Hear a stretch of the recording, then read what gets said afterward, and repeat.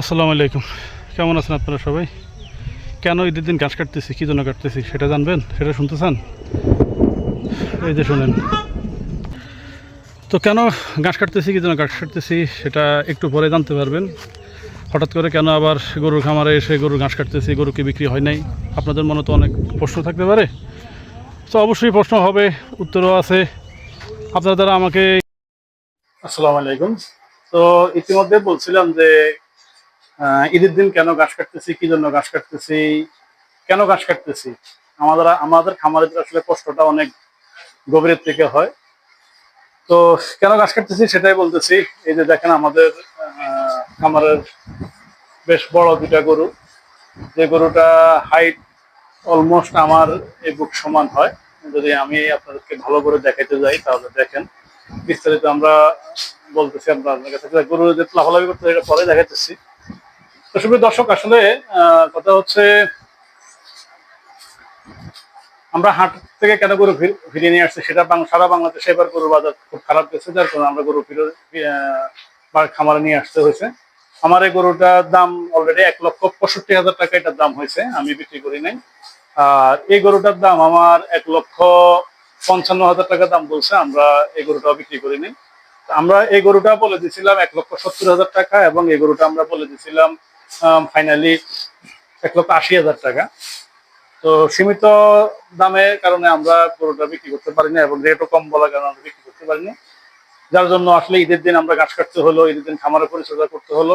কারণ আমি এই গরুগুলাকে আমি আমার নিজের সন্তানের মতো লালন পালন করছি, যত্ন করছি, সেই জন্য আমি এই গরুগুলাকে বিক্রি করতে পারিনি। তাছাড়া ফ্রন্ট ক্যামেরা বাদ দিয়ে আপনাদেরকে ব্যাক ক্যামেরা দিয়ে আমি গরুগুলো ভালো করে দেখাই, তাহলে আপনারা বুঝতে পারবেন। এই হচ্ছে গরুর মূল ভিউটা আপনারা দেখতেছেন। এই গরুটা আমাদের ঈদের ঈদের 25 দিন আগে আমাদের এই গরুটা লাইভ ওয়েট ছিল 316 কেজি। আর এই গরুটা লাইভ ওয়েট ছিল আমাদের ঈদের 25 দিন আগে, যখন আমরা মাপলাম, বিভিন্ন মাপার ভিডিও আমরা আপনাদেরকে দেখালাম। এই গরুটা লাইভ ওয়েট ছিল 312 কেজি। হ্যাঁ, দুটা গরুই ভাই অলমোস্ট কাছাকাছি। এই গরুটা একটু লম্বায় কম, মানে লম্বায় আছে, ও বুকের বেড় অনুযায়ী লম্বায় আছে প্রায় 54 ইঞ্চি। আর এই গরুটার লম্বায় ছিল প্রায় অলমোস্ট 56 ইঞ্চি, প্রায় 6 ফিটের থেকে একটু কম লম্বায় ছিল। আর এই গরুটার বেড় ছিল হচ্ছে আপনাদের অলমোস্ট 60-62 ইঞ্চি ছিল ওর বুকের বেড়। আর এই গরুটার বুকের বেড় ছিল হচ্ছে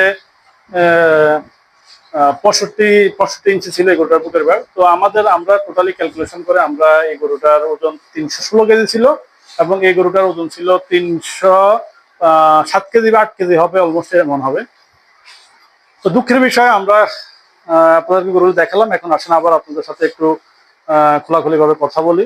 সম্মানিত সাবস্ক্রাইবার ভাইরা, আপনারা যারা যে দূর দূরান্ত থেকে যারা আমাকে নিয়মিত ফলো করেন এবং আমাকে ভালোবাসেন, আপনাদেরকে জানাই আন্তরিক ভালোবাসা, অভিনন্দন এবং মোবারকবাদ।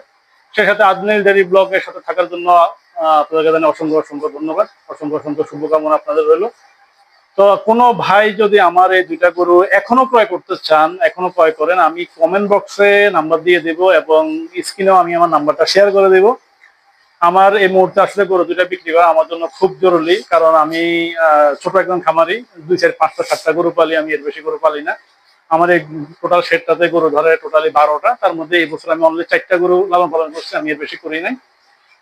তো আসলে দাঁড় থাকে মানুষের, আমি যে গরুকে ফিট খাওয়াইছি বড় করছে তা না, কিন্তু আমার ঘরে এখনো আমি দেখাতে পারবো আমার ঘরে কোনো ফিটের বস্তা নেই, এখনো 4 বস্তা আমার পুরা ভুসির বস্তা এখনো মজুদ আছে। এর আগে আমি আমার খাওয়ার ভিডিও গুলো আপনাকে দেখাইছি, যে কত কেজি আমরা খাওয়া তৈরি করি, কিভাবে তৈরি করি, কি উপাদান দিয়ে তৈরি করি, সেটা আমরা দেখাইছি। অর্গানিক খাওয়া, এখন দুপুর অলমোস্ট এই দেখেন আমাদের জাম্বু ঘাস গরু খাইতেছে। আমরা অর্গানিক খাবার দিয়ে আমরা গরু তৈরি করি, আমাদের কাছে কোনো ফিডের কোনো খাওয়া নেই, অস্তিত্ব নেই। হাটের মধ্যে এবার অনেক গরু দেখছি আমরা, যারা ফিট খাওয়া গরু, ওই গরুগুলো নিয়ে গেছে। একজন 1 লক্ষ, আমার এই গরুটা 1,65,000 টাকা বলছে যিনি, উনি হাট থেকে আবার 1,35,000 টাকা দিয়ে গরু নিয়ে গেছে। গরুর কোরবানি কাটার পরে মাংস হয়েছে 3.5 মণ।